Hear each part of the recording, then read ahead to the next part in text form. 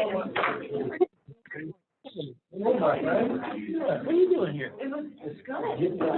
Yeah, I like that. It was really good. It's not the shirt, it's the sock. That's right.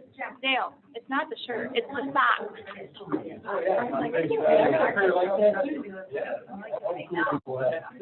The latest trend. Yeah, we had a blast. All the cool people have them. The cool people. Oh, yeah. Yeah, but I'm not wearing them today. Well, they're dressed. That's right. Oh, yeah. What is on that? Face value, the great with that. Oh, yeah. 7 o'clock, call me in the order. Roll call. Powers. Yes. Terry. Here. Jarvis. Here. Moore. Here. McLean. Here. Stang. Here. Rezegi. Here. Smith. Tassava. Here. Entertain a motion to excuse Councilman Smith. So. Motion by Bowers, supported by Abstain. All in favor, say aye. Aye. Opposed, same. We'll all stand for pledge of allegiance, please.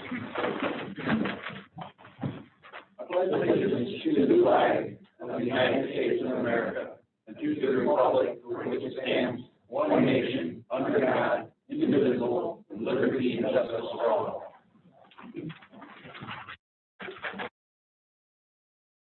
Now, at your desk tonight, you have, let's see, let's do the minutes of the. I entertain a motion to approve the minutes of the June 28, 2021 regular meeting. Is there any additions or corrections to that meeting? I'll make the motion. Motion by McLean, support by Bowers, to approve the minutes of June 28, 2021 regular meeting. Roll call. Terry. Yes. Jarvis. Yes. Moore. Yes. McLean. Yes. Stang. Yes. Rezegi. Yes. Powers. Yes. Tassava. Yes. Motion carried. Everybody get a chance to look at the agenda for tonight. We have do we have just one addition, Greg, or Just the one. just one for Spectrum? We have, these other ones are for your information for your, just come out later in the meeting. We have one, addition to the agenda, Spectrum Health. They want to use, park, so we'll add that, where do we want that? 10J. 10J, item 10J. 10J? J. 10J, 10.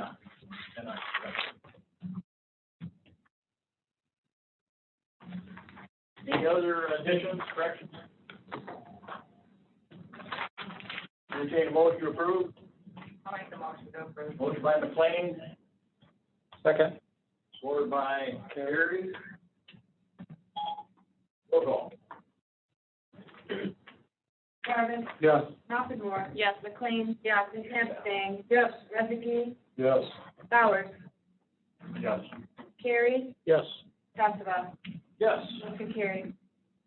Item 6, we have a public hearing tonight. Public hearing is to afford citizens an opportunity to submit comments and receive a final report on the completion of the rental rehab project, 118 East Court Street, Easton, Michigan, which was funded with a community development block grant. Before I open up the public hearing, Dan, you want to go and explain this?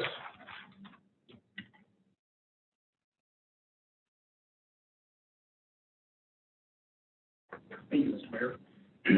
As you recall, this city council held a public hearing, oh goodness, probably not quite a year and a half ago, regarding the community development block grant funded through the MEDC for the project of 118 East Court. And that was a renovation of a block building into 5 townhouse units. So at that time, the city council held a public hearing to offer the community, potentially affected citizens and or potential tenants, the opportunity to come and see what the grant was going to afford, both from the CDBG level and the equity interest from the owner, which is Marv Health. That grant has been completed now. All the funds have been expended. So the final closeout public hearing, this affords the citizens of Hastings the opportunity to hear the successes or failures of the project.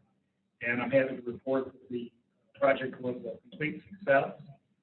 5 units. 3 of those are income control, as per the MEDC and the CDBG guidelines.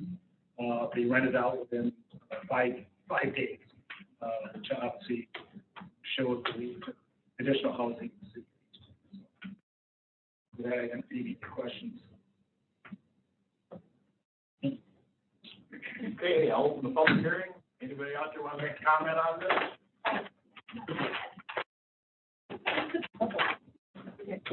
Anybody out there in, Zoom land want to comment on this? Okay, I'll close the public hearing. No action needed on this, right? That's correct. Okay, next item, call the public. Do you have anybody out in the public who'd like to get up and address themselves? I'm talking to this guy down here. Go ahead, go ahead. Will you quit? Tell us who you are. Tell us who you are. Give you 3 minutes. Okay, fine. 3 Hi, minutes. I'm here to represent Halifax Services, and we had put in a bid for the janitorial part. And when the bids were opened, on the Wednesday, when we put our bid in, we were considered the lower bid. When there was a mishap and in the paper it came out again on Friday, we were not the lower bid. But I would like you to at least consider the fact of at least entertaining our bid. We've been here for 15 years. We've never had a loyal. We've never had any problem.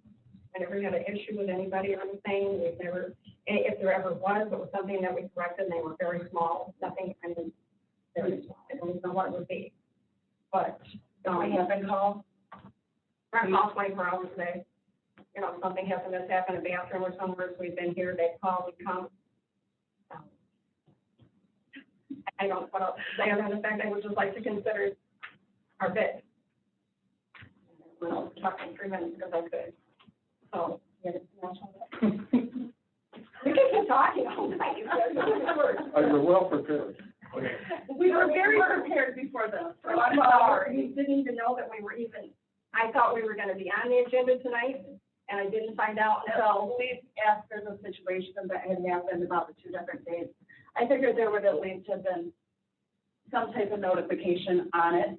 And we didn't get anything, and so I went down and talked to Travis downstairs while we were at work. That So we kind of was, we were sitting here. off of the loop. Can we ask a question? No. Okay, thank you. This is not a character, but come to my chair, you'd like to speak during the You know, begin to that point. we, as a council, we haven't done something for 20 years that we did this last week, which was pick a new city manager. And Greg was the one that sort of, everybody was kind of slapping him on the back, say, hey, you did a good, which he did. Him and his staff did a terrific job. But I'm real proud to sit on this council here. We sat through from 9 o'clock until 8 o'clock picking it. And when we left, we all had the same pick. And this is a great group right here, so. So that's what I got to say. Thank you. Anybody else out there want to give your 3 minutes? I'll give you 3 minutes to talk. Okay. Item 8, formal recognition and presentation, we have none. Item 9, items for action by unanimous consent, we have none. Item 10, consider award of bid to Leaping Lizard Landscaping for $3,050 per week for mowing and maintenance as recommended by Director of Public Services, Tate, and authorize city clerk to sign. That's the same. It's a little bit different, the time different, it's, you wanna, Travis, can you get up there and answer his question, please?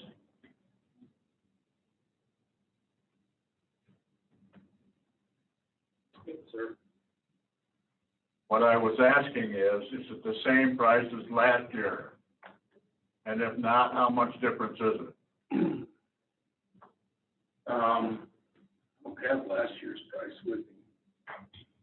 I think it's a little bit more per week. But it's not a great deal. It's a little bit more per week because they've added the mowing of City Hall and they're not. And it's for 32 weeks now instead of, it says 32 weeks, but that's the price per 32 weeks, $97,600. Yeah, it's 32 weeks per year. You don't have this information in front of you, Don, but this was let off the bids, and there was two bidders on it. Leaping Lizard was $97,600, and B and L Outdoor was $326,000. Well, that's per week. This is for an 80-week contract, but 2 years, Almost so half. the total contract for 2.5 years is $244,000, where the second bidder was $326,000. So the low bidder that he's recommending outbid the lower bidder by $80,000. And they're our current mowers, so they're doing a good job. I need a motion. I'll make a motion that we accept it from Leaping Lizard Landscaping. Motion by Jarvis, supported by McLean. Any further discussion? Go ahead. What was says there was an issue with the bid opening. What's the issue? There were 2 times. In our specs, we had Wednesday. In the paper, it was Friday. So was there 2 times? One bid on. Not for the mowing contract, I believe that was all on Wednesday. And there was no other bids coming in that you. No, not for the mowing. Not for mowing. Any other questions? Okay, we have a motion and support to approve Travis' recommendation to award contract to Leaping Lizards for $244,000. Roll call. Malcolm Moore. Yes. McLean. Yes. Sam Stang. Yes. Rezegi. Yes. Bowers. Yes. Carey. Yes. Jarvis. Yeah. And Tassava. Yes. Motion carries. Next item, consider award of bid to Customized Cleaning Services Incorporated for $291.41 per week for custodial services to City Hall, as recommended by Director of Public Services Tate, and authorized the city clerk to sign. Where are they out of? They're out of the city of Hastings. I can't hear it. They're out of Hastings? They're in Hastings? Yep. Yeah. They've been in Hastings for 31 years. I motion that we accept Halifax's bid for 1 year and allow it to go back to bid for next year. I'll support that. Motion by Oppenmore to go with the next lowest bidder, Halifax, which is Vinegar. That was supported by McLean. Custom cleaning service was low bid for $291.41 per week. Halifax $363.31 per week. So motion is made to go with Halifax, which is total contract for 126 weeks, make $45,777.74. We have a motion and support. Do I hear further comments? John? I'd like to make a comment that would satisfy my issue with the bid opening being off and the fact that we opened on 2 different days, separate bids, at least until next year. And so therefore that motion would satisfy my issue, but we're going to send it all back out to bid. My motion was for a 1 year contract, not 126 months, or 126 weeks. Well, this contract is for 52 weeks. The bid that Halifax turned was for 52 weeks. Should be a year. Yeah. But Travis asked for a contract. They gave us a price per week, per year, per the spec, and the spec is for 126 weeks. That's 2.5 years, right? Yep. And for some reason, they want these contracts to expire in December.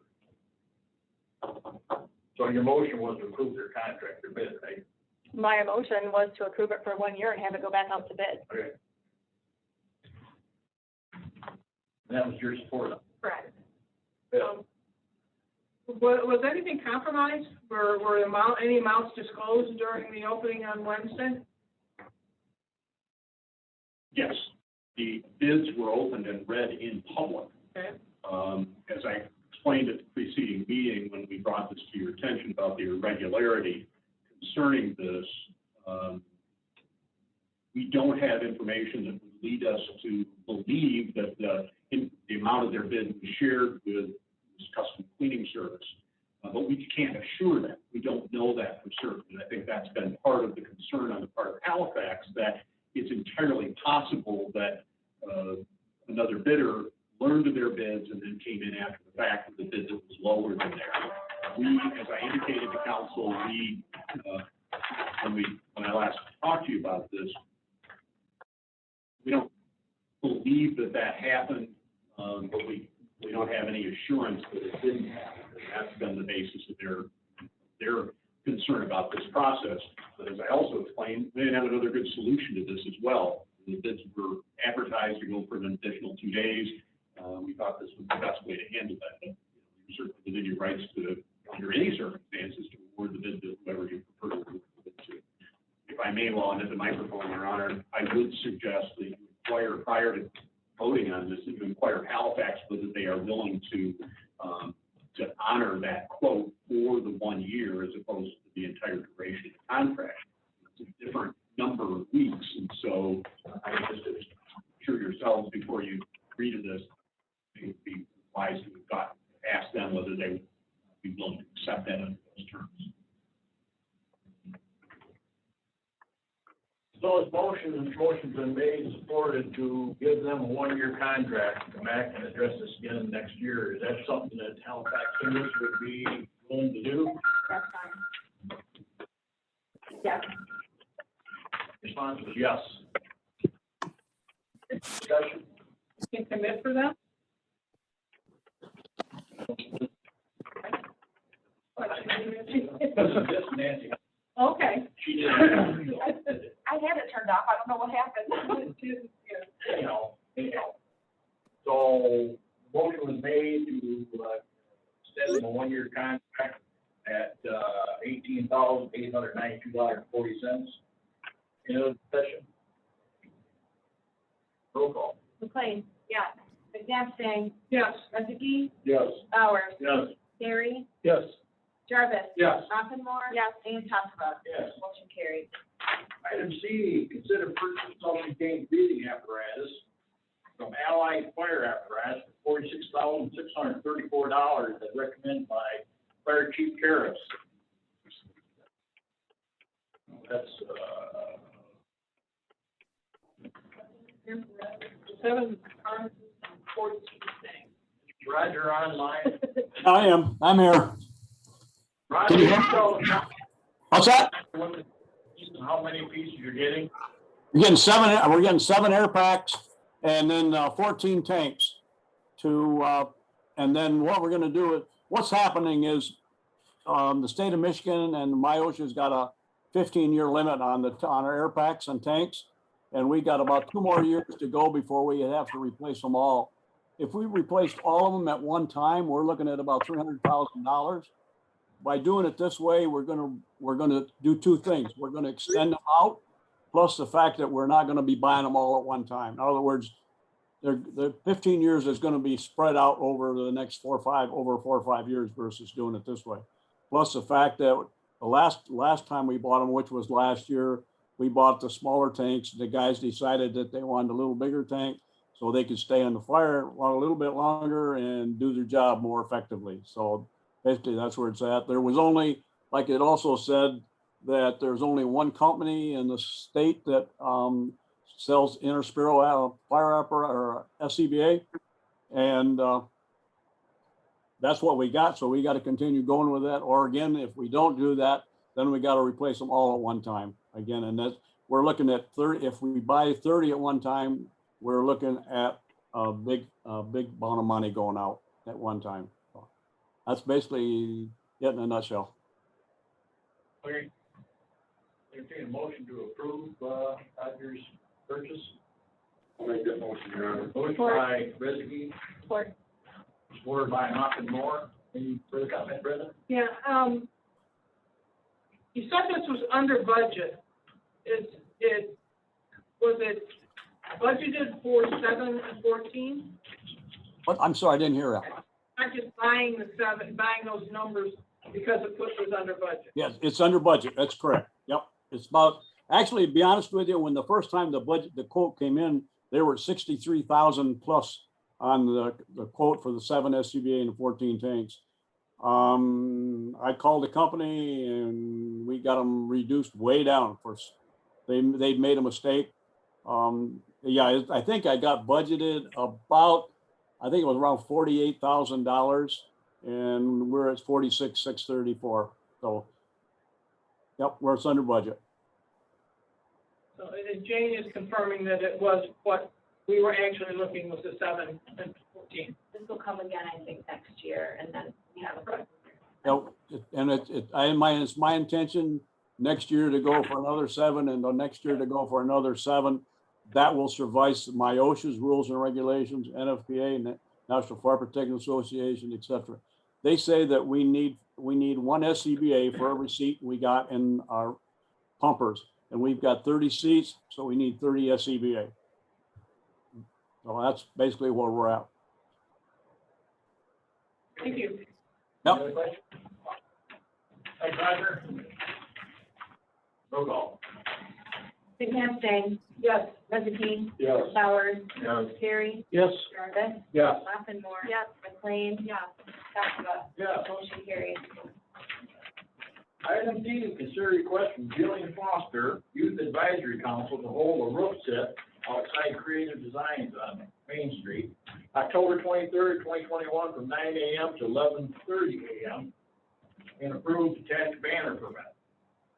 I make a motion, we approve the request under direction of staff. Support. Motion by McNabb, supported by McLean. Discussion?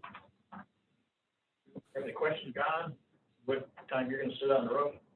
No, I think that, I'll pass on that this year. I think they quit doing that, so. Are you gonna sit with them? They want me to. I think they should ask you. Yeah, any other, I know I don't, but any other questions, comments? Rezeki. Yes. Bowers. Yes. Terry. Yes. Jarvis. Yes. Maffenmore. Yes. McLean. Yes. McNabsting. Yes. Taskava. Yes. Motion carries.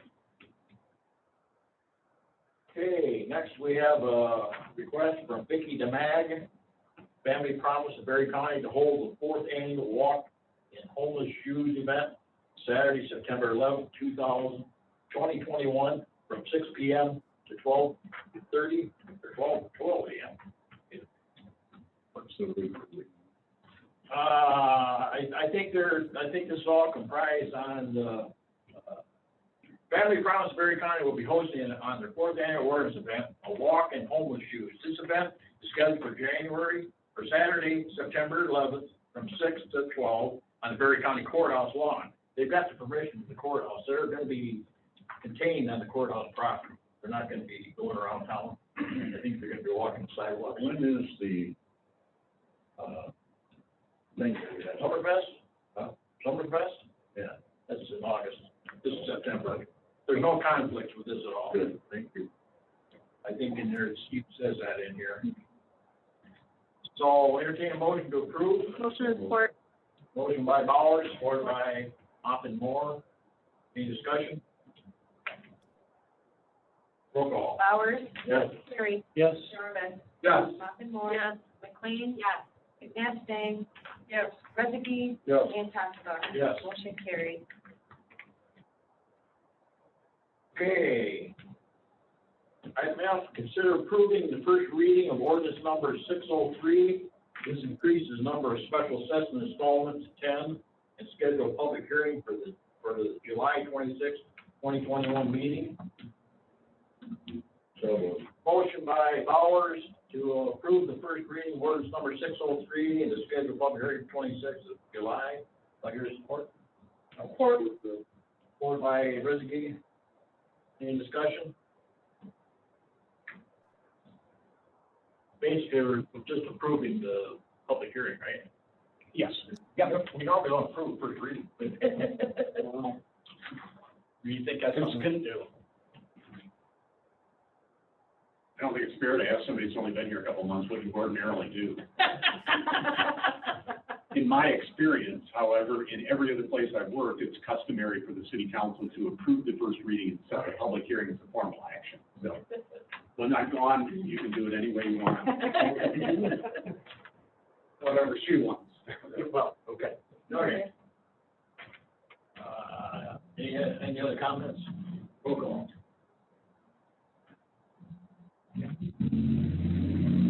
Carey, Yes. Jarvis, Yeah. Stoffenborn. Yes. McLean. Yes. Nestang. Yes. Rezegi. Yes. Bauer. Yes. Chancellor. Yes. Motion carried.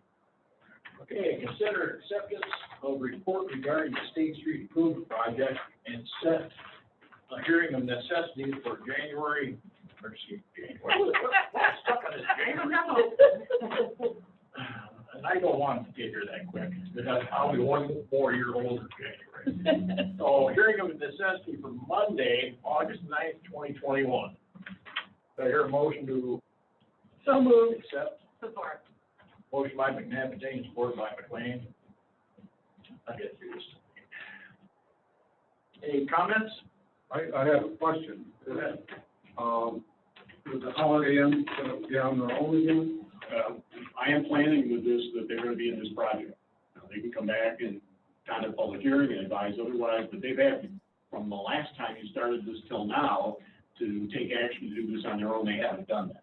I thought they said they wanted to do it. Have they done it? They haven't done it yet. So they haven't done it since the day they built the building.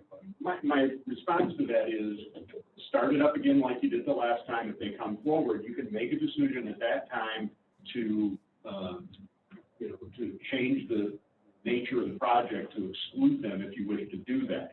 My recollection was that part of what they were interested in was to also have you go back and rebid again, as you did this spring, to see if there's going to be any impact on prices, and it wasn't. So I would be very surprised if they're going to come back and say, we can do this cheaper on our own, given the amount of work that needs to be done. So, okay. So they'll be notified. As it now stands, they are included within the scope of this project. Okay, thank you. Greg, stay up there, Wayne. I have a question too. The figures you gave in the report, they're not just gonna be charged the square footage, I mean, the linear feet or whatever, price, are they, or is not the culvert piece of this split between the two property owners? My recollection, from what I saw, first of all, that hasn't been determined yet. Okay. You get to determine that. Okay, that's coming, okay. That's coming. That's another piece of this later on. The way this was originally proposed, however, all of those costs were included and distributed across all the property owners based on front footage. So that was how it was originally set up. But you can set it up and do it different. Because I thought we had the cost in the original, first time anyway, there's like a $60,000 cost for what we were doing over the culvert, and that was just split between the Holiday Inn and the Dollar General, period. Right. Yeah, I think that's the first period. Yeah, I think it was a long time ago. It got a lot lower. Originally, they talked about extending the tube and everything and a bunch of stuff, and then the state changed their mind, so the price went down. Yeah, we went from bridge to culvert to, we've gone all over the board too, but that's still coming down the road, so we can deal It with will. it. The document that I was looking at, that I used as the basis for the report, would have been the bids that were taken, I don't know, in the summer of 2020, I think. If I recall correctly, somewhere in there. That's, in that particular report, it indicated that the cost for the entire project was spread evenly. So everybody was paying around $95 or $96 front foot, which means that the culvert then, that cost would have been spread against all of the properties. So that's how that was determined. But you're absolutely correct. What you're dealing with here is just the hearing of necessity, and that do we need to do this project? That's the question you're going to answer. The next part is where you get to the distribution of the costs across the benefiting property owners. And if it's the desire of council, then to see that spread so that these new property owners are paying for the cost of the culvert and no one else is, then yes, that would affect that, and you would see that, and you would have the opportunity then to debate that and approve that when you approve that second resolution, and that has to do with approving the roll. So we're not at that step just yet, but I appreciate your making that comment. We can take a look at that and plan for that conversation when the time comes. I was just concerned about what they agreed to when they built the Dollar General in the first place. Did they agree to, I thought they agreed to build to the middle of the culvert, Mhm. the sidewalk. And, you know, I thought that was the same with, Holiday Inn. So that when we got to the point of doing it, that was why I think the prices were split between the two. Okay. We'll investigate further. Right, thanks. Thanks. Normally how it works when, do a special assessment, property owner pays from this property line on the east to this property line on the west side of the property line, but that was, anyhow. Yeah.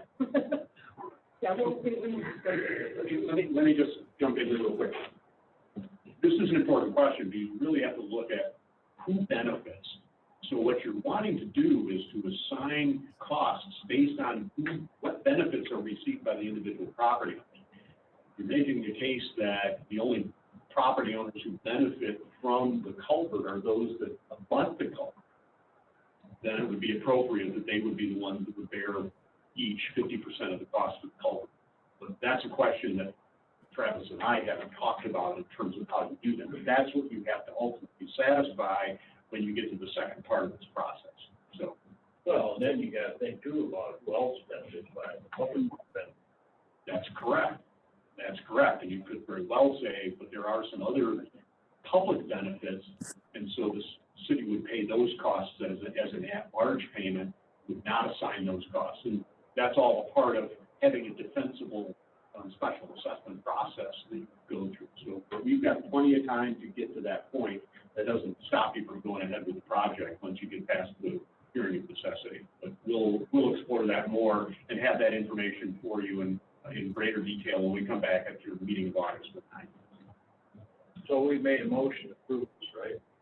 We got a motion and a support. Yes. Okay. I think I was the one that made the motion, so yeah. Roll call. Jarvis. Yes. Mappinmore. Yes. McLean. Yes. Nabsday. Yes. Rezegi. Yes. Bowers. Yes. Terry. Yes. And Santiva. Yes. Motion carries. Consider approving council policy 2021-02, notice of weeds, vegetation violation. Motion by Powers, supported by Nabstain. Discussion. You, council will remember that there was a conversation that took place, a discussion that took place at the preceding meeting. The chief and I both weighed in on the question of procedures relative to giving notice on certain code violations. After that conversation, I felt it was important to come back to city council and provide an opportunity for council to be very explicit in terms of what its direction would be, specifically as it relates to weeds, tall grass and weeds, basically. You know, as explained at that time, there had been some conversation with the council that indicated that that council was far more interested in making sure that there were ample notices provided and lots of opportunities through those notices for people to come into compliance. My view is that it's ineffective and we're wasting a lot of time doing that. The proposal we have in front of you here contemplates publishing a notice each year in the paper, and then mailing a notice, posting a notice on the property to alert property owners that they're in violation, give them 7 days or whatever seems appropriate. And if they haven't complied, then you go in and mow their grass and take care of the weeds. And so that's what's contemplated here. And I want to be very clear that that's a difference from the way that we're currently handling it.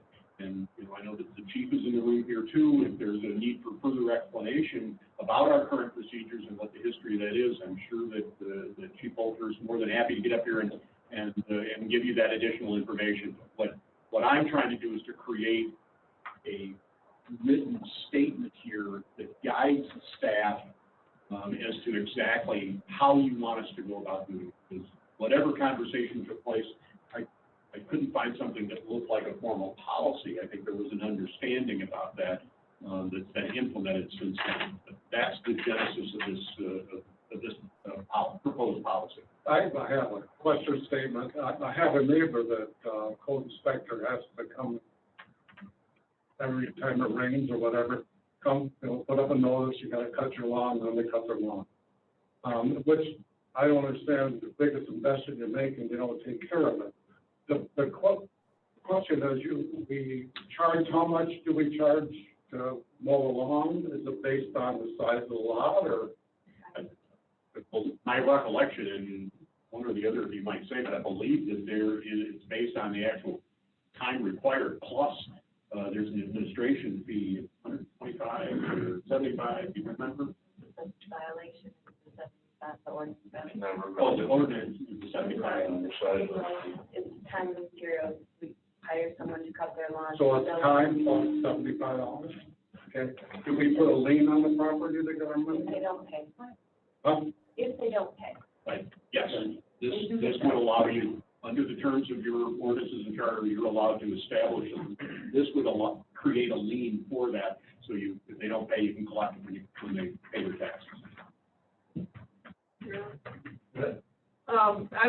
Number one, I like the policy as it's written, mainly because, first of all, allows us to, well, two reasons. One, allows us to act, but it also allows flexibility. I think it gives the enforcement officer some flexibility in doing it so that when things come up where it can't get done in that time, we're not just out there incurring the costs on it. So I think it still leaves the flexibility for the people who legitimately had an issue. But I had complained, I guess, a long time ago that we are seeing the same people over and over and over again. And those are the people I want to get stopped from being able to push the system the way they have.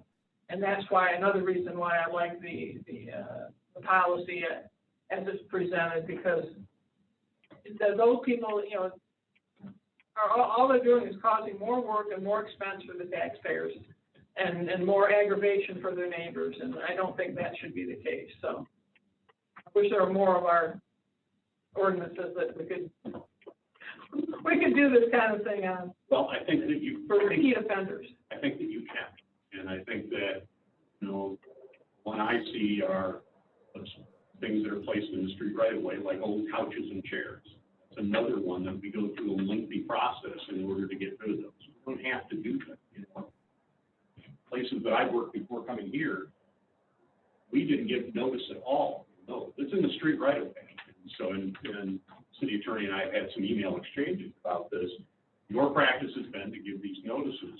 If you wish to change that practice, it's a little more complicated. We actually need an ordinance amendment that would allow you to then take care of the removal of the obstructions, and then properly establish a lien. You can do that. That's a bit more complicated. Starting with the easy one here, you have clear authority in your ordinance to already do that. But I feel the same way about the fact that I'm driving by the same couches and chairs on my way into work every day. And if I know there was one that I think I took the code enforcement officer 3 weeks or a month before it finally was removed. And that's, in my view, that's way too long. Places I worked give you maybe 2 days. If we spotted it, you'd have 2 days, and then we got it out. Just, you know, the reasons you've described it, it has an effect on the appearance of the neighborhood, and if we're neighbors, then we're all affected by the fact that our neighborhood is not as tidy as we would like it to be. So that's something that if council as a whole is interested in our pursuing these kinds of things more, then that's an instance where I would need to work with the city attorney to come back with a more specific proposal on that particular. And then, you know, the same may be said of some of the other dump and trash kinds of complaints as well. But you need clear ordinance authority to be able to do those kinds of things. And in other areas, we don't have it in the same way that we do in the tall grass areas. That's the distinction. I'm trying to stir up this, you know, one problem at a time. And take care of the easy ones and get people accustomed to that, and then move on to the other one. And it may well be that people will be glad to see me go by the time Sarah gets here. Jim, you got a comment? Yeah, you're the one that sort of follows through with this, you're the guy. Well, actually, Frank is the one that actually deals with most of it. So Frank comes up and, kind of, talks through things with myself. But Frank is the one that usually, is dealing with most of this on the street. You know, what if we had an elderly person that just, you know, just had hard times? You guys have, or you see, or Frank, or you have the ability to go down, you know, we gotta figure something out, we just can't. So we actually do have several of these citizens, and we're working on some of those now. And Frank has been actually really good with working with citizens that aren't able to, you know, whether it be mow their lawn, you know, IPMC violations with their homes, and, you know, tries to connect them with services, whether it be churches, United Way. So we don't just leave them, you know, and start issuing citations. And that's one of the things, you know, obviously our town, our city, we try to work with the individual, especially for those that can't, you know, perform it on their own. What they're asking us to vote on, is that gonna screw this up? No, I don't think so, because I think there's enough leeway written in there to where it still gives discretion. It still allows us the communication. Obviously, you know, with any change of any ordinance such as this, education is one of the biggest things. Okay. So getting that word out to people instead of, you know, rolling in there with, you know, zero-turn mowers and, you know, charging them money. I think education and communication is probably the key. So there are repeat offenders, and hopefully this will take care of some of those repeat offenders. Okay. So, Thank you're welcome. Thank you. Any other questions, comments? Roll call. Moore. Yes. McLean. Yes. Nabsting. Yes. Rosicki. Yes. Bowers. Yes. Terry. Yes. Jarvis. Yes. And Thompson. Yes. Motion carried. Consider adoption of resolution 2021-26 designated City of Hastings Neighborhood Enterprise Zone number 1.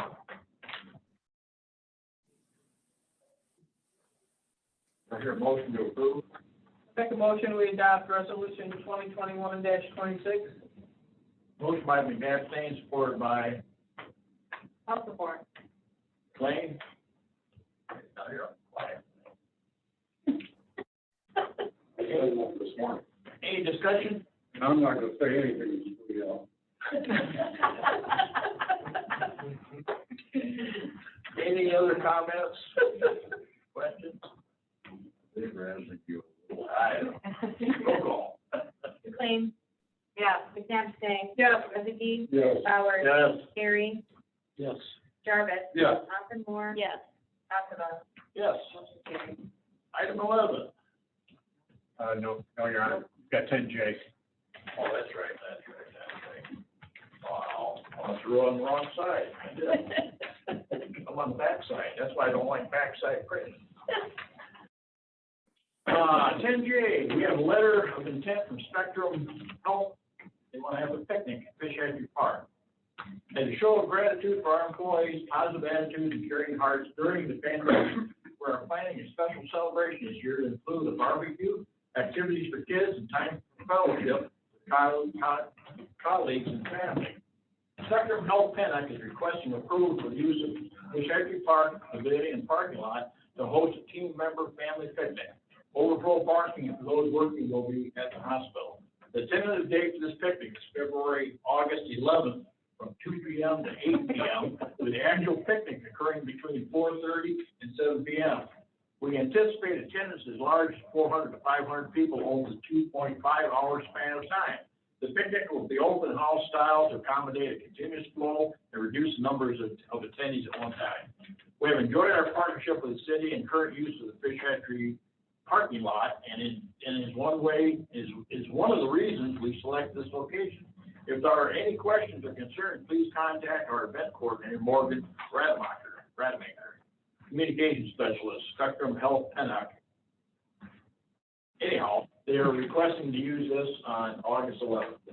I hear a motion to approve. I make a motion, we approve under direction of staff. Motion by McNabb, supported by Moore. Any further discussion? We have it considered part of the team. It's food. Except anything free, huh? Oh, God. Yeah. Roll call. McNabsting. Kane. Yes. Rezegi. Yes. Bauer. Yes. Haley. Yes. Jarvis. Yes. Moore. Yes. McLean. Yes. And Truska. Yes. Motion carried. Next, item 11, staff presentation, policy discussions, staff presentation regarding pension and OPEB unfunded liability. Thank you, Your Honor. When you came in this evening, you will have found a packet of some papers that looks like this on the table in front of you. I'm going to walk through these things. Before I do that, though, just want to give a little bit of context for why I'm here. I think I've been threatening to kind of talk to you about this issue for a while. What we're facing is the need to submit to the Department of Treasury a corrective action plan for our pension system. We did this a few years ago for the OPEB, the retiree health insurance, but now we have fallen out of compliance as it relates to the pension system as well, and so we have to do that again. At the interviews that you held on Thursday, I think that all 5 of the candidates identified your pension and OPEB underfunding as an issue that is of significant concern. I don't know if it's good news, but you're not alone. The municipalities across the state many are facing the same kind of challenge, and we'll talk a little bit about some of the history as to why we've gotten to that point. What I wanted to do here this evening is to begin bringing you all kind of up to speed, get everybody on the same page with an understanding of what the nature of the problem is, and what the implications of that problem are for you in the long term.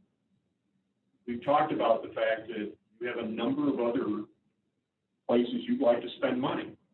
Spend more on roads. We have a Parks and Rec plan that has identified a number of areas where you would like to spend money. You have a fire station that needs to be replaced, and there are likely to be other issues that are going to come up where you're going to want to invest in the community. The challenge that you have is that right now you are investing in many cases in legacy costs for employees that stopped working for you 20 and 30 years ago. Still have made promises, you still have those costs. And the rules of the game have changed a little bit here over the last few years in terms of how those are being recognized on your books, and significantly, what is being expected of the city in terms of funding these currently unfunded liabilities.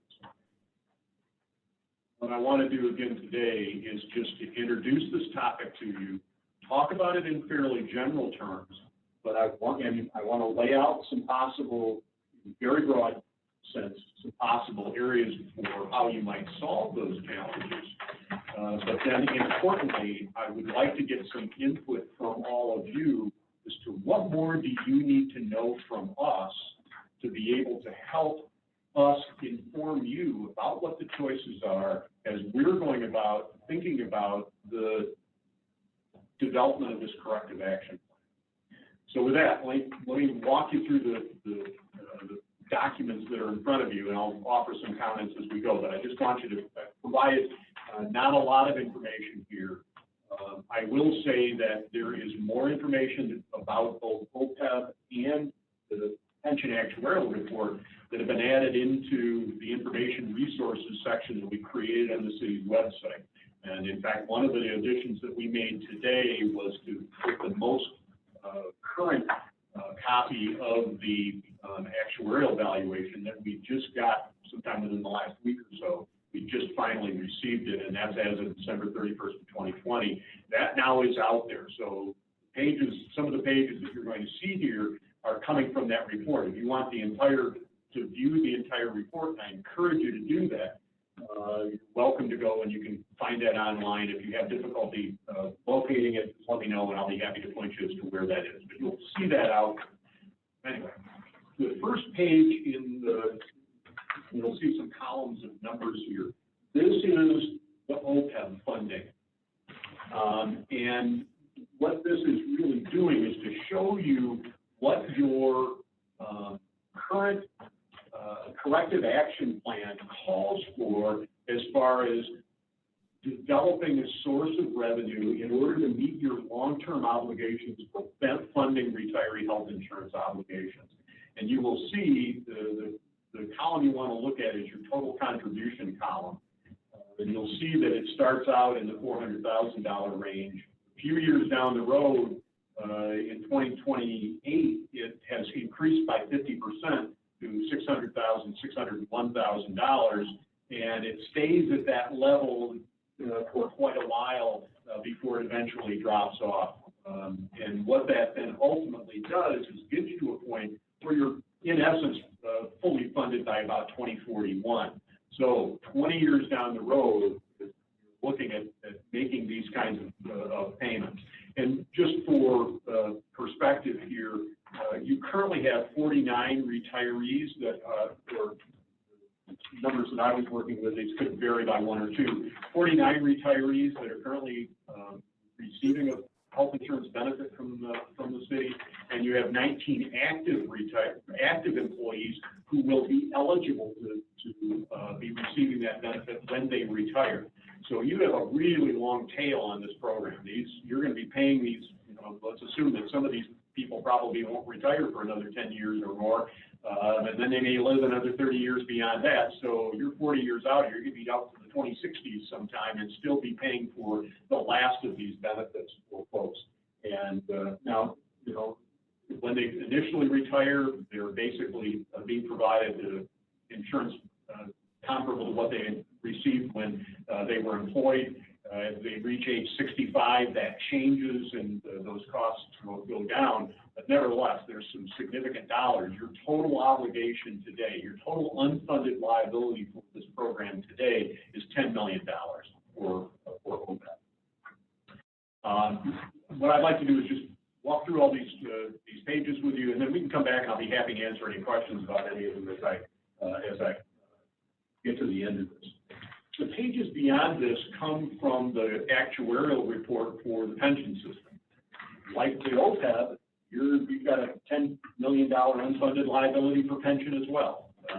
So in total, you're looking at $20 million out there that we owe to fulfill the promises that we've made to our employees in the past. Some of whom are still working, but many of whom are retired. The two charts that you see on this second page, and page 12 is the page number at the bottom, show a couple of graphs that show changes over time.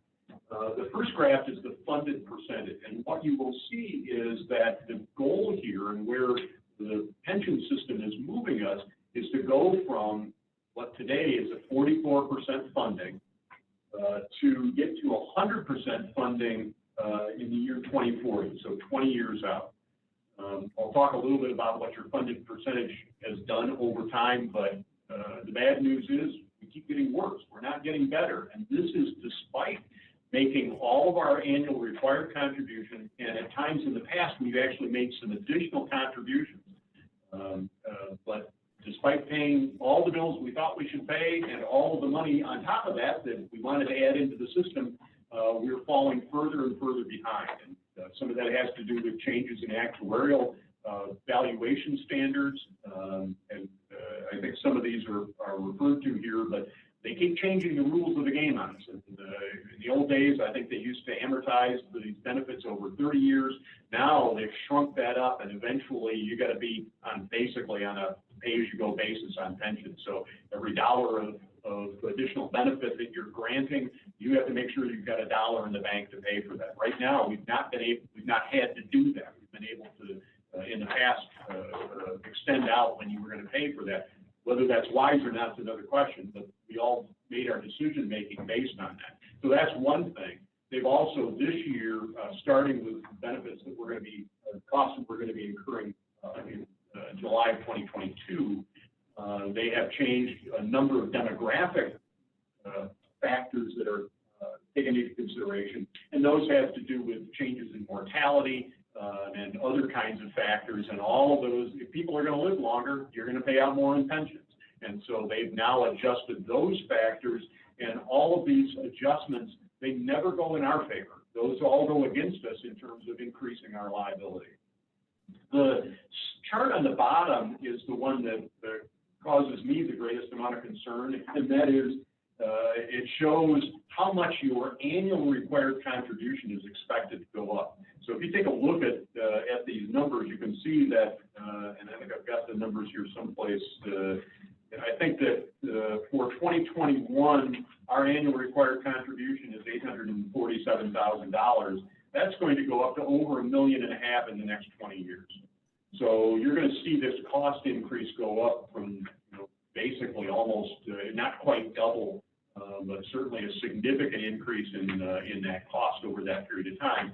My concern is we're highly unlikely to see our revenues go up in that same proportion. So you have to plan. If you do nothing, you're going to see that annual contribution in 20 years go from $850,000 up to $1.5 million. At the end of that 20-year period, it's going to drop down. By that time, we will, in theory, be 100% funded, and then that contribution is going to drop down into the $250,000 range, a far more manageable number. You're basically then on a pay-as-you-go basis. The next page shows the flow of valuation assets, and I don't want to bore you with these numbers. The number that I want to call your attention to is the employer contributions required number on the second column from the left. And you'll see that in 2010, we had required contributions of $459,000. That's going up in 2020 at $731,000. In 2022, that's going to be at $903,000. So there's a significant increase there. And then if you take a look at the valuation balance, the column on the right-hand side of the sheet, you will see that while we've been having an increase in the amount of contributions, the amount of assets that we actually have left over has been going down. And basically what that means is that we've been paying out more in benefits than we've been taking in. That's not too surprising given that we have a mature plan with a lot of retirees, but what it's really telling you is that if you're trying to get closer to 100% funding, we're going in the wrong direction when those numbers are continuing to go down. The next page builds on that a little bit as well, and this one has to do with, is entitled Actuarial Accrued Liabilities, page 26 is the number at the bottom. And the number to take a look at is, or the column to mostly focus on is the column on the right. This is your unfunded liabilities. This is the amount of money you owe that you don't have any money to pay for right now in the system. And you will see that in 2006, we were at $4.1 million in terms of unfunded liability, and we're 68% funded. Not great, but a lot better than where we are today. Today, we're at $10.2 million in unfunded liabilities. We're at 44% funding. We have steadily dropped since 2006, and really before that. It's just this only goes back that far. But we have steadily dropped in terms of our funding percentage from the 2006-2007 period of time. We have seen a steady decrease in what percentage funding we are, and that's what's gotten us into this kind of position. And I will say that it has not been related to the fact that we've been giving away additional benefits during that period of time. Take a look at the history of the benefits, and those are actually spelled out in the full actuarial evaluation when you look at it. We haven't been increasing pension benefits during that period of time. We haven't been doing other crazy things that you might think would give rise to this. This has to do with a lot of other factors, some of which have to do with the fact that they haven't always met their investment objectives, and so the return on investment hasn't been as good as they would like. And then changes in actuarial standards over that period of time have given rise to this steady erosion of the value that we have in the system. I will say, however, fully frank, there are some decisions that I think we have made in the not too distant past that have contributed to this. We in some respects, while we can focus on some of these actuarial changes and other factors that have given rise to some of this, we've made some questionable decisions on our own as well. As recently as January of 2007, we were every single year granting cost of living increases of 2% in retiree benefits. And so you have employees that have retired, but the city council has been improving increases to the benefit that they get. They retired out, they expected a certain benefit, but council has come back and say, no, we're going to increase this by 2% every year. This was a very common practice, but beginning in about 2001, cities in Michigan were seeing a significant erosion in their revenues, particularly from state revenue sharing. That was at a time when a lot of cities decided they needed to tighten their belt. I think we were a little late to the game in terms of tightening their belt. And not too much, maybe a decade or so before that, we actually made a decision to go to the zero employee contribution rate in our pension systems, with the exception of the police department. Police is the only, the old police plan that only has a couple of employees still in it, is the only plan we have that has any employee contributions. Again, many systems have been, over the same period of time, were increasing the amount of contributions from employees. We weren't doing that. So all of these things have had an impact then on how you're funded. The final page, and it's two-sided here, is a participant summary. I've included this so that you can see where we have employees, both in terms of active employees as well as those that have left employment. They're either vested and haven't started drawing a benefit, or they are drawing benefits in our retirees. And if you look at the very bottom on the last page, in the kind of the left column, this is really the most interesting number here, because it shows you that you have 56 active employees.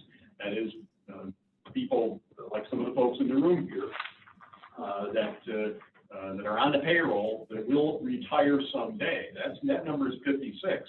You add up the rest of the list there, and you've got 23 vested former employees, 82 retirees and beneficiaries. So you have 105 former employees that are either going to be drawing benefits or are currently drawing benefits on the system. That's the hallmark of a mature system. You don't have very many people here, and quite frankly, you're unlikely to significantly increase the number of employees you have. So what you have is probably a situation where the ranks of the retirees are going to be going up. These are all people that are going to be drawing those benefits at some time in the future. So, out of 161 total covered people on here, excluding the ones that are due refunds at some point in time, only 56 of those are, so less than a third, or around a third of the people that are covered by the plan are your current active employees. Here's the significance of that, and that is, if you were to think about, all right, we could help our funding situation if employees would make contributions into the system, the drop in the bucket. Most of your costs are for the people that are already retired. So when you start thinking about what are ways that we can try and improve on our situation, there are not a lot of good choices here.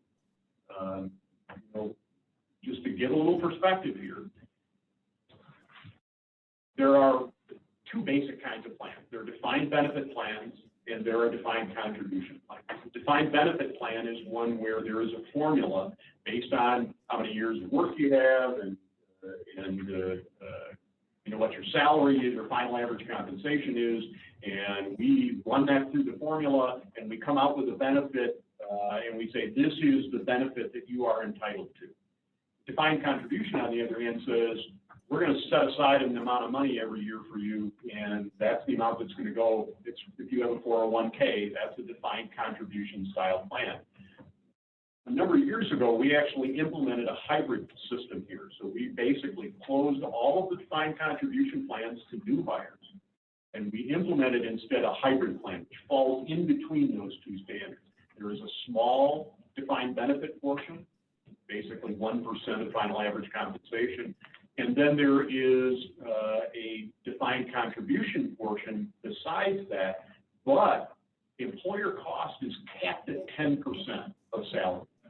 And that's adjusted every year in terms of how much goes into the defined contribution. But in any case, you're not contributing any more than 10%. Those hybrid plans are all fully funded. We got the money because those are funded in a different way. Unfortunately, you have these closed defined benefit plans, and when you close a plan, it means no new money is coming in. They're always counting on a little new money coming in from employees that work for a while and then quit, and they don't get the employer contribution back. You don't have any of that going into those plans, and so those are your real challenging situations with the difference in these plans. What you want to pay attention to when you take a look at this table 3 and look at it in more detail, the first group of plans, and these are all the ones with plan numbers like 01, 02, 11, 12, 51. Take a look at the number of active employees in those plans. They're very, very small numbers. That's because we closed those plans, I think, in 2006 or thereabouts, and you've had a lot of new hires since that time. All those new hires have come into the hybrid plans, and so your big costs are on the defined benefit side, but you don't have any employees there. So if you try to resolve that problem by doing really anything in terms of benefits or employee contributions or any of that kind of stuff, you're not going to make much headway. This is a conversation that Jane and I had with a representative from MERS. Where are the places that we could actually make a dent in this? Well, it's not that there's nothing you can do, but there are not a lot of easy choices as to how you might go about doing it. You could go back in and try and change benefits again. Let me just say, as it relates to the hybrid plan that has that cap at 10%, that's exactly the same thing I put in place in Charlotte. It's a very sound approach to how you do this. I don't know how 10% was selected as the target here. I selected 10% because I was reviewing what was going on in the private sector and where things seem to be kind of settling out in terms of employer contributions, seem to be around the 10%. And so that's where we settle out. We've done the very same thing here. I think it's a very smart way in which that was handled. I think it's very responsible for the long term. I will say that I like the hybrid plans because many employers have had to go to defined contribution plans. Hybrid plans offer us a little bit better opportunity to market employment for the city of Hastings. I like it for that reason. However, all of my favoring that kind of a plan and that solution doesn't get you any closer to where you need to get to. You have to make some choices here at some point in time as to how you're going to resolve this $20 million of unfunded liability. You need more money. You need more money to do this and to do all the other things that you're talking about wanting to do. One of the suggestions that came from one of your candidates that you interviewed was you are eligible, as an example, to impose a special assessment to fund some portion of the costs of the police department. And that would free up money in the general fund from your tax dollars then that you could devote to paying down some of this liability. That's just one example. However, it's an increase in taxes. And that's not always the easiest sell to folks. I will tell you, that is exactly what they have just implemented in Charlotte to deal with this very same issue. Something that I talked to the council about there for several years as an option for them to consider. And after I left, I had a consultant come in and I think give them the same advice. And that's the strategy that they're using because they're in the very same situation. They have these liabilities. The costs are going to go up over time. Your revenues are not going to go up at the same rate. What are the solutions? You've got to come up with some other money. Let me talk just real quickly about kind of the big picture, the big fiscal picture for you. There are two things that have affected your fiscal health, two primary factors that have affected your fiscal health, in addition to what we talked about here in terms of providing these kind of benefits. One is that we operate under significant constraints as far as property taxes are concerned.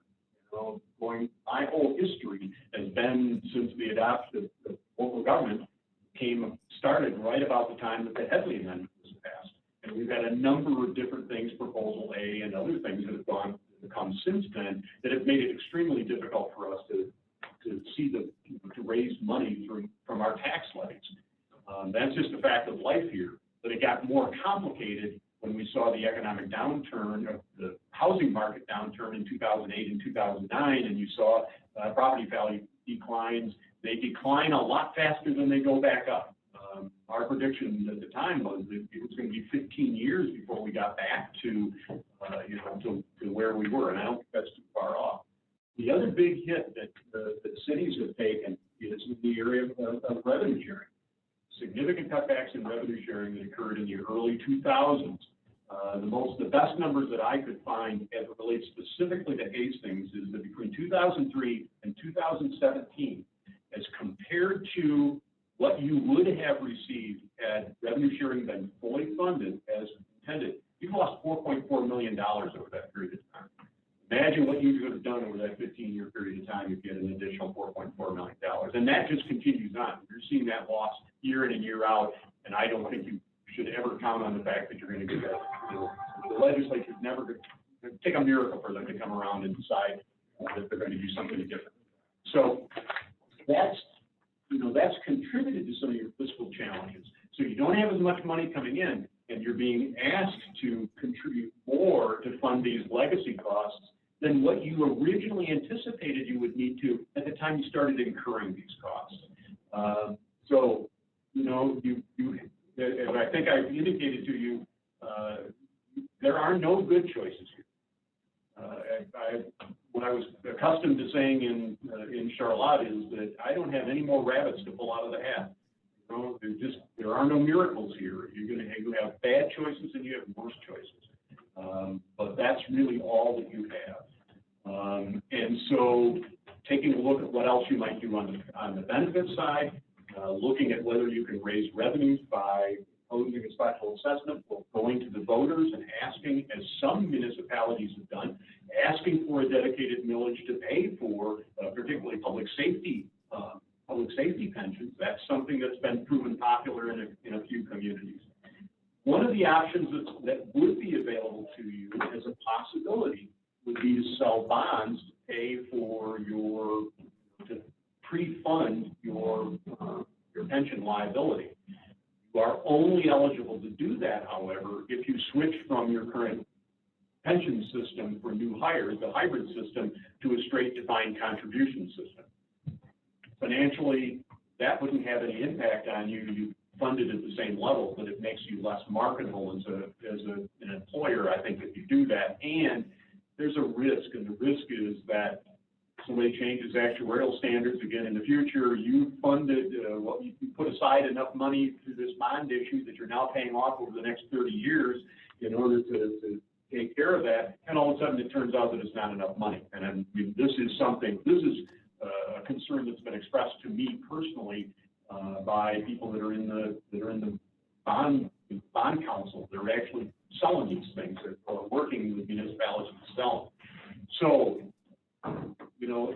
I think the question for you this evening, and I know this has gone on perhaps longer than you would have liked, and I'm sorry to be the one that's here having to bring you bad news, but what I'm really wanting to do is to work with you to get input from you, to have conversation with you, recognizing that the decision about this is not going to be made by you while I'm here. It's likely that the final decision about this is going to be made by you working with Sarah Moyer-Kale.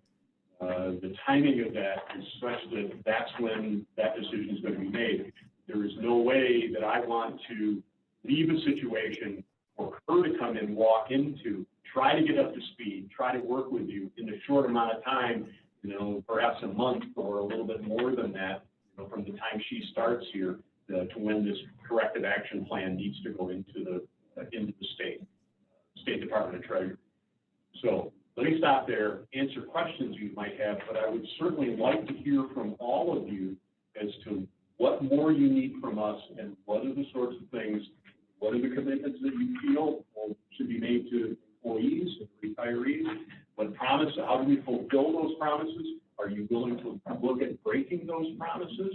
One of the things you are not obligated to provide retiree health insurance, particularly to your non-union employees. You can terminate that benefit at any time. Now, that's a harsh action to take, but it is an option that's available to you. But that's why I say there are bad choices and there are worse choices. There are no good choices. So, I promised to stop 3 times now, and I really ain't gonna stop.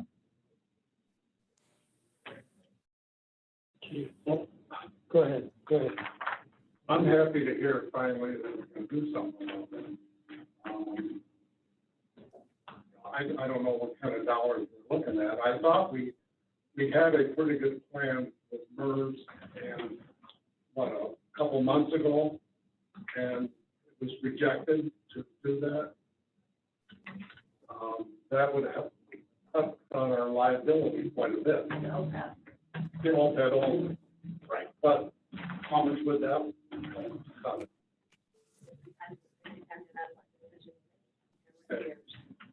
You know, and it is a tough decision. I'm a firm believer in promises made, promises kept. But I don't want to be part of running the city out of money either. So we're going to have to make some hard choices. And, we're going to have to work with different groups in doing this. But I'm glad we're finally doing something, because 8 years ago I'm sitting there thinking OPEB, it was like $5 or $6 million. I don't have it memorized. And I said, well, why don't we? No, it's okay. They don't really push us on it. And now it's going up to $9 million. And the reason it bothered me as a business person, I was a firm believer in paying my bills was the most important thing. And and when I bought the Quick Lube, I never played the 30 days or 30, 60 days. I mean, the owner we bought our oil from said, I never had anybody pay the bill in 7 days. Well, I want to get my bills paid because if you don't, if you go spend it, then you're not going to have it later. Well, we spent it, $4 million in revenue sharing. Where is it? I mean, the parks aren't in great shape. Where's that $4 million? Right? Yeah, I mean, they're not giving it, but we were given the money, what was that used for? And I don't want to go back and play the blame game, but, we're the ones elected to have to deal with it right now. Right, and let me just also interject here, just to be fair, it's not that you've done nothing, because you did make some changes in the way that you were administering the OPEB benefit, and that dropped your liability from $14 million to $10 million. So you did take some action. But I don't think that you were taking into consideration at the time that you also were going to have to deal with this pension issue. And to some extent, what I've seen on OPEB, the state has standards that they impose as to whether or not you are out of compliance with state statute. And the mistake I think that some places are making is to say, all right, if we tweak this a little bit, we don't have to file the corrective action plan anymore, and we'll be back into compliance with state statute. That's not the answer. The answer is a longer term answer, not have we crossed that green line on the one sheet to where we're now at 60% funding. That's not the answer. You've got to figure out a plan that gets you not just the 60%, 100%. You've got to get all the way there. And then I was thinking about, if we could put together money that we don't need to spend, but I guess that'd be a drop in the bucket. I mean, the YMCA, Green Gables, and start naming these places that we donate money to. I mean, are we looking at things like that, or is that not just a drop in the bucket? I don't want to cut staff. I can answer that question for you, because that's exactly the approach that basically we took in Charlotte. We cut every single place we could find, and it's still not enough. Right. I mean, you've got minimum obligations that you have to fulfill here. And it's not that you've got tons of extra. First of all, the lion's share of your costs are people costs, wages and benefits. It's not like you're stumbling over people. It's not that you have vast numbers of people that, you could do without. I mean, you're really, staffed at about the level that I would expect to be staffed at here for the functions that you're performing. You can tinker a little bit with a few dollars here and a few dollars there. You're really talking about the need for big money, and you're not going to find it by tweaking your budget and eliminating some of these things. And there are consequences. You say, all right, let's end our contract with the YMCA, just as an example.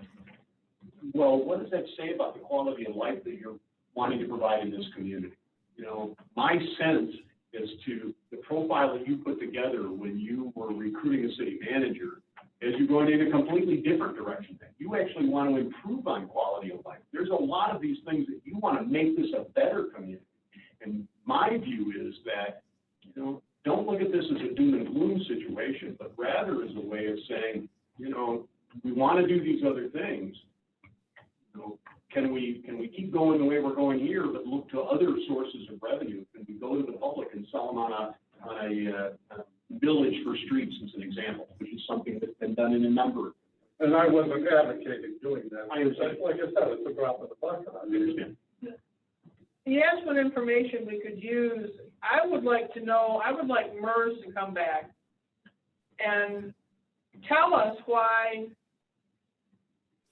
our percentage funded has been dropping when they're the ones that are giving us the numbers for what our contribution needs to be.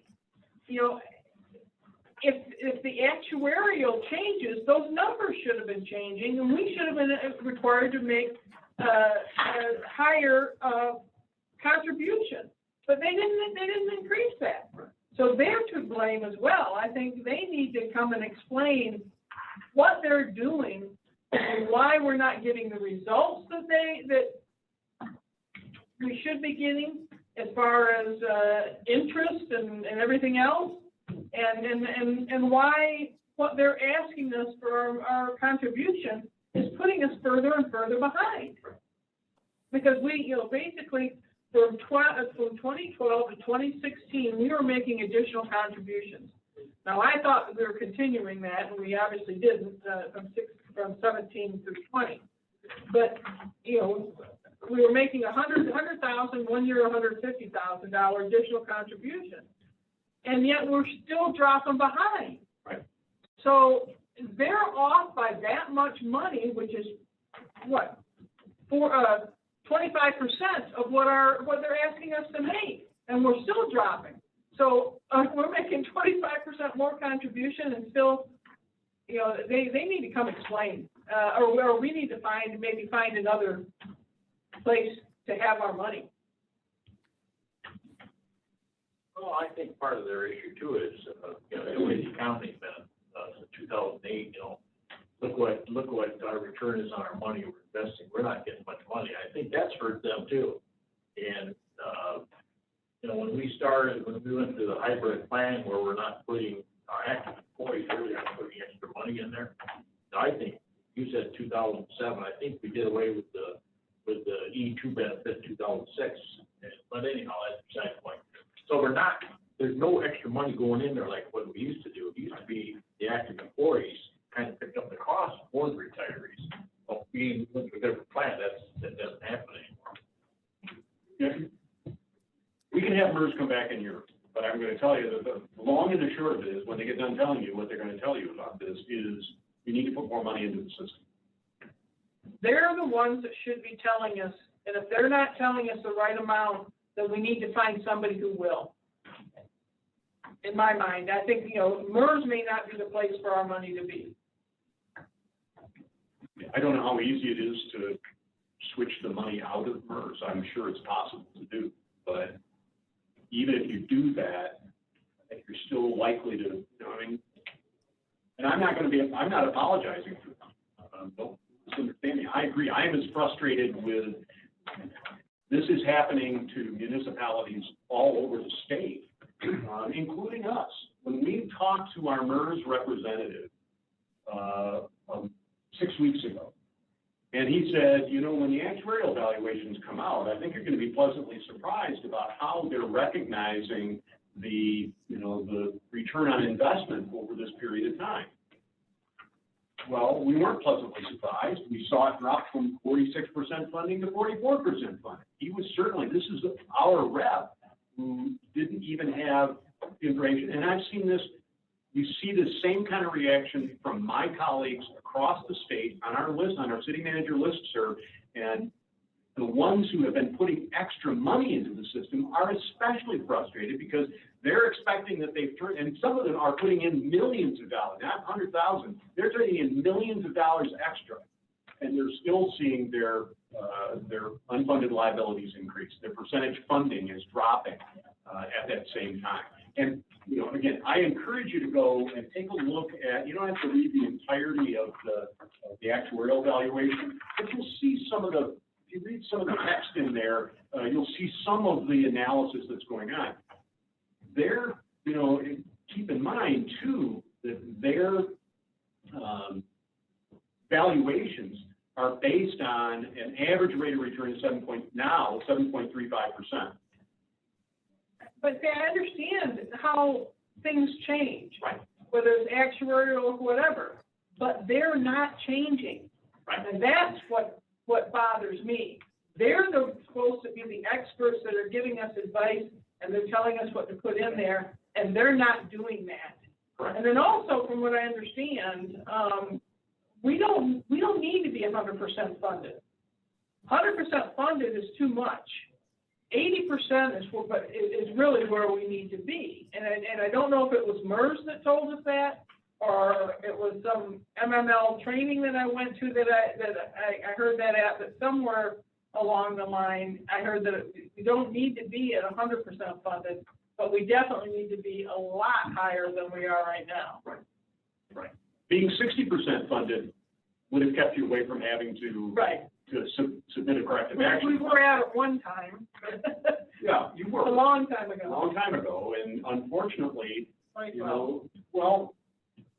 I think that MERS was not providing the kind of guidance in that era that they needed to be in order to try and get municipalities to kind of turn themselves around earlier. But I'm more than happy to arrange for MERS to come in, for a MERS representative to come and speak to you. That's fine. You can easily do that. I think you're still going to end up in the same point, which is to say, all right, we need more money to do all the things we want to do. How are we going to come up with it? So getting back, what else can we do for you besides bringing MERS in here to help you wrestle with this issue? You sound a lot smarter than me, and you've been through this. I gotta get educated before I can make that vote. Can you do this? You can't shove all that, what you just, that amount of time. Can you do this again? Yep. Okay, in a format that,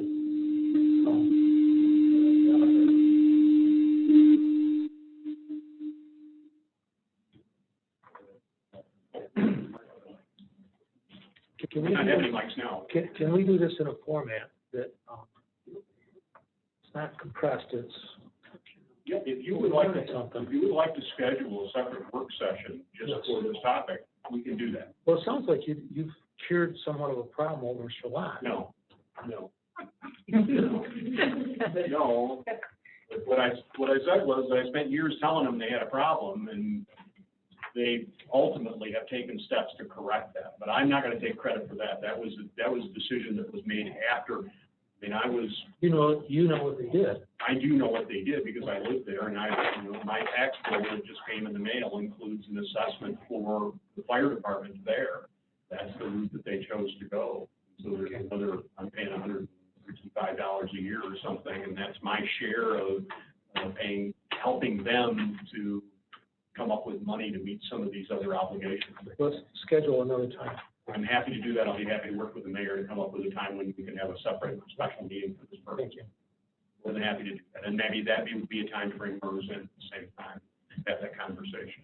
And it's at that time, maybe some more in the options and the costs of those options.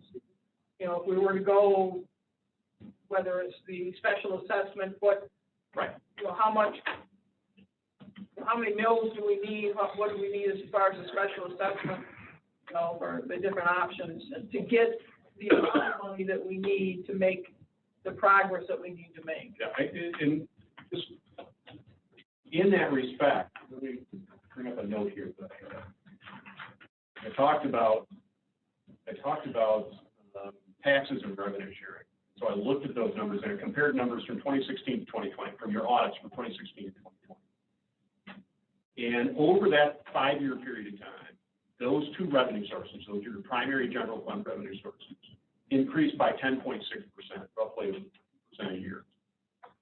You would need, if that continued for the next 20 years, we need to grab all of that increase to pay your upcoming obligations plus some, meaning that you don't have any money left over in the general fund, in essence, to do anything else you want to do. I think you really are going to have to think seriously about what all do we want to accomplish as a city, and what are the ways in which we can go about funding it.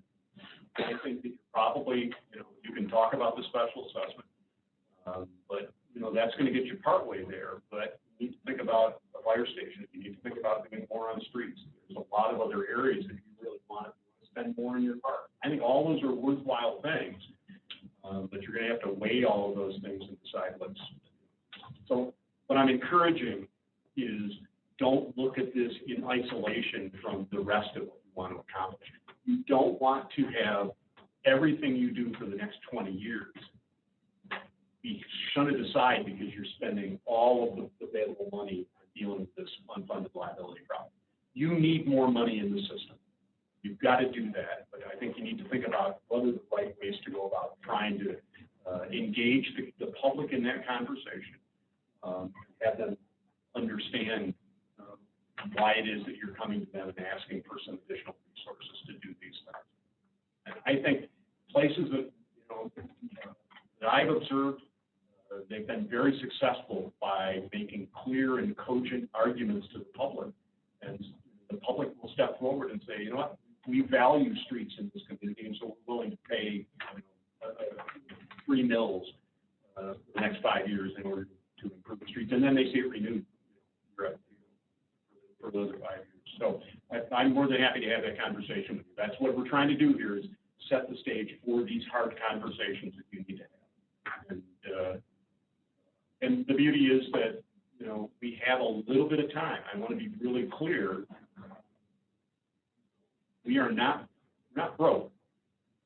We have money in the bank. We've got good fund balances that we can draw on while we make intelligent choices here about what the right way is to go forward. And so that's going to put you in a better position than many other municipalities where they've really spent down their fund balance. They don't have much in the way of savings, and so they have no flexibility whatsoever. You do have flexibility, but it won't last forever. You're going to start sucking up some of those dollars, and you need to be intelligent with it and have a really long perspective as to how you're going to get in the direction you want to get. I think there are ways to get this done. I think you have to wrap it all together and have a positive outlook about the fact we're going to solve this problem. We're also going to do some of the investments in the community we want to do. I think that's where you really want to go with this conversation. If there's nothing else, Your Honor, I'll conclude my remarks. Well, you want to stand right there, though.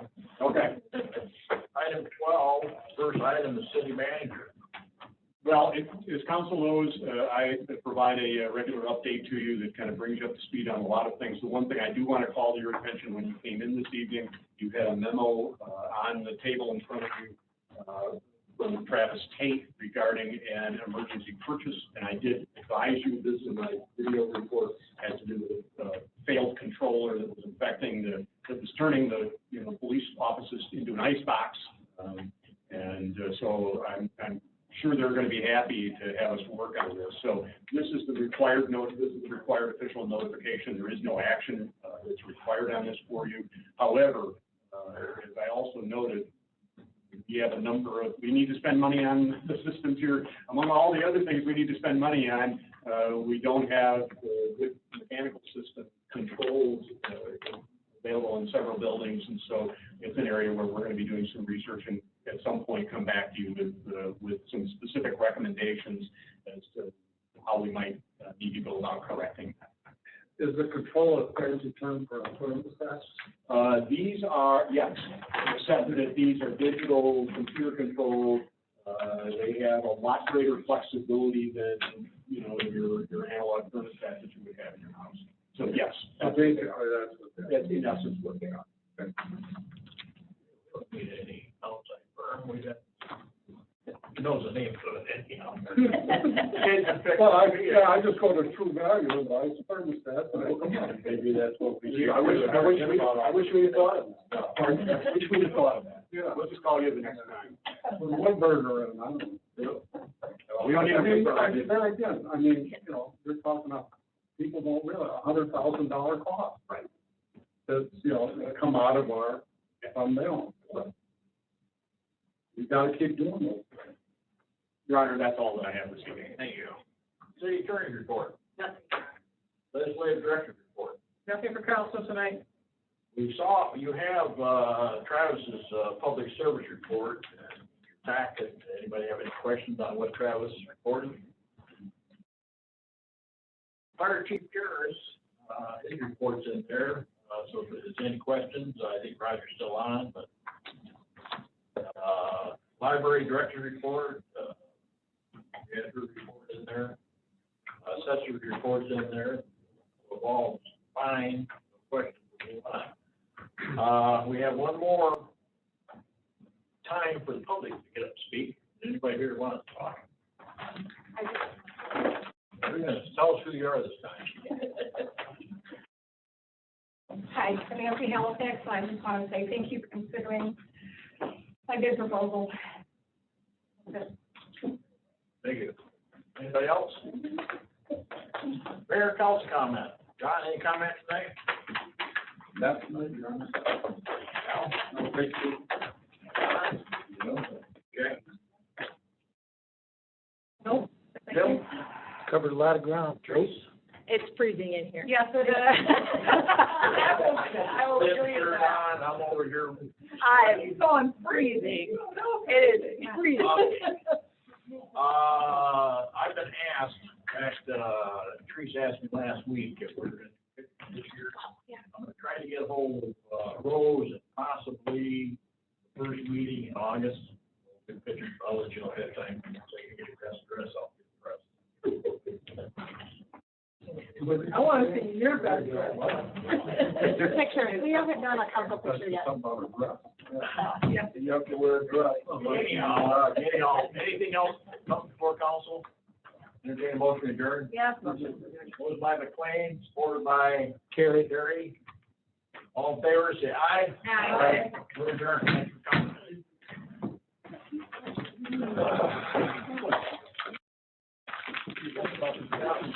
for coming. Give them sides, buddy.